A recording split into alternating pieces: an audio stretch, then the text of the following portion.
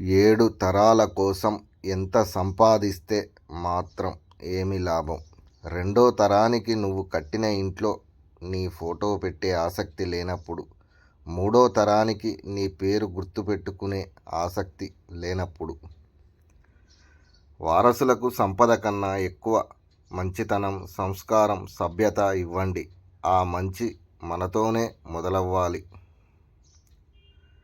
మనకు మంచి భవిష్యత్తుని, జీవితాన్ని ఇవ్వాలని నిరంతరం శ్రమించే అలుపెరగని శ్రామికులు తల్లిదండ్రులు.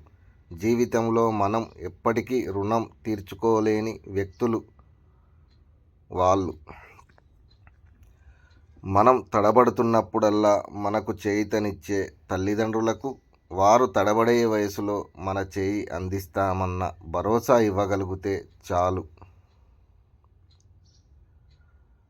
అంతో ఇంతో వాళ్ళ రుణం తీర్చుకొని మన కోసం వాళ్ళు కోల్పోయిన ఆనందాన్ని తిరిగి ఇచ్చిన వాళ్ళమవుతాం. ఎదుటివారు ఎంత తక్కువ వయసు వారైనా సరే, ఎదుటివారు ఎంత తక్కువ స్థాయి వారైనా సరే గౌరవించే సంస్కారం అలవర్చుకోవాలి. అంతేగాని బలుపు, గర్వం, అహంకారం చూపవద్దు. ఖచ్చితంగా దెబ్బతింటారు. Please like and subscribe my channel.